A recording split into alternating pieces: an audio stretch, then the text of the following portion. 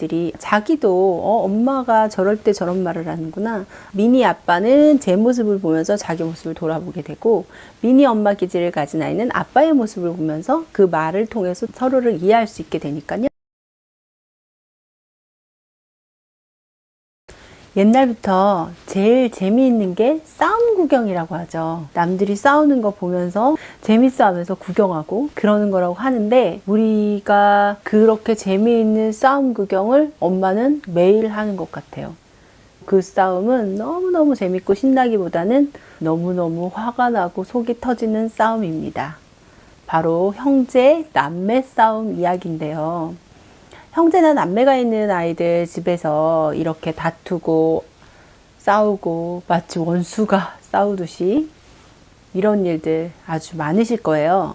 엄마가 처음에는 중재를 좀 시켜보려고 하죠. 어떻게 된 일인지 이야기해보자. 누나가 먼저 이야기하고 동생이 이야기합니다. 엄마는 어떤 가치 판단이 되니까 이 부분은 이렇네. 누나가 이렇게 해서 그런 것 같아. 누나가 그런 부분 속상할 수 있을 것 같아 라고 하면 동생이 나는 그러면 안 속상해? 아 그렇지. 너는 그런 부분이 누나한테 서운했을 수 있겠다 라고 하면 누나가 나도 이유가 있어 라고 하면서 싸움이 끝나질 않습니다. 결국은 엄마가 화를 내면서 끝나죠. 그만해. 내가 너네를 원수를 낳았네. 그만둬라. 저희 집에서만 일어나는 일은 아니죠. 네. 뭐 형제자매가 있다면 이런 일이 거의 하루에 한 번, 이틀에 한 번, 혹은 하루에 몇 번씩 일어날 수 있을 것 같아요.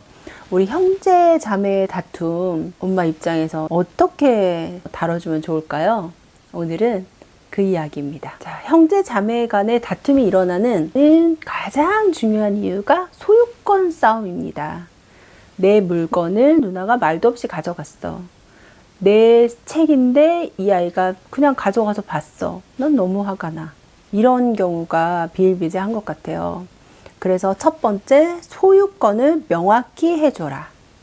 누구 거인지를 정확하게 밝히고 그것을 쓰고 싶을 때는 그 소유권자에게 분명한 허락을 구한 다음에 쓴다면 싸우는 일이 많이 줄어들 거예요. 똑같이 사주시잖아요. 보통 똑같은 거 2개씩 사주시죠. 싸움이 일어날 걸. 똑같은 테이프를 사줘도 내 테이프가 어디 있는지 모르겠어. 그러면 그냥 누나 테이프를 쓰면 왜 내 테이프를 쓰는 거야. 이런 일로 대부분이 싸움이 시작이 되죠. 그래서 누나 거야. 그렇지만 빌려서 쓸 수 있을까라고 먼저 양해를 구하고 쓸 수 있게. 어떤 다툼이 났을 때 엄마가 이거는 누구 거니까 그 부분은 정확하게 양해를 구하고 쓰는 게 좋겠어 라고 이야기를 훈련을 시키시다 보면 소유권에 대한 생기죠. 그리고 내 물건을 누나나 동생이 쓸 때는 반드시 양해를 구하고 써야 된다. 그러지 않았을 때는 사과를 해야 된다라는 원칙을 세워주시면 아무래도 아이들이 그 부분에 대해서 명확하게 기준이 있기 때문에 싸울 때도 그래 너가 양해를 안 구해서 싸웠잖아? 맞아. 그게 원칙이지?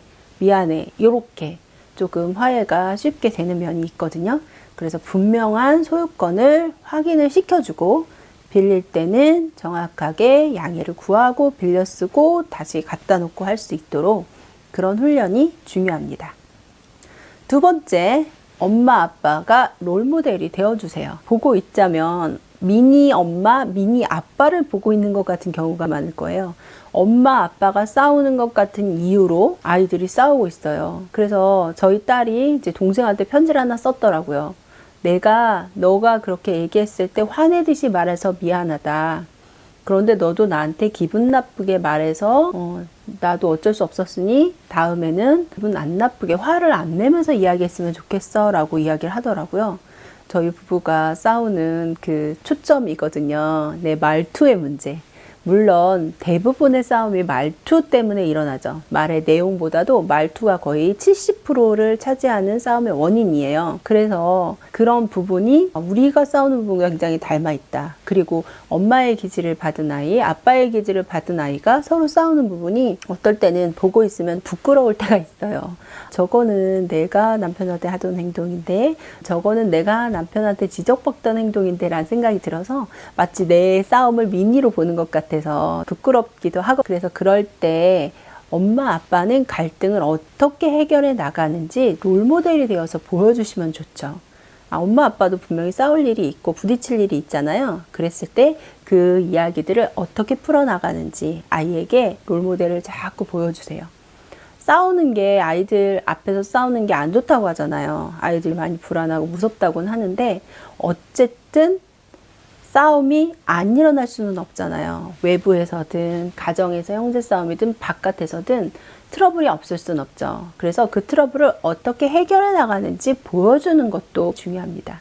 싸울 일이 있다면 밖에 나가서 싸우는 것보다도 저는 너무 큰 소리는 내지 않으면서 아이 앞에서 싸우는 것을 보여주는 것도 좋다고 생각해요.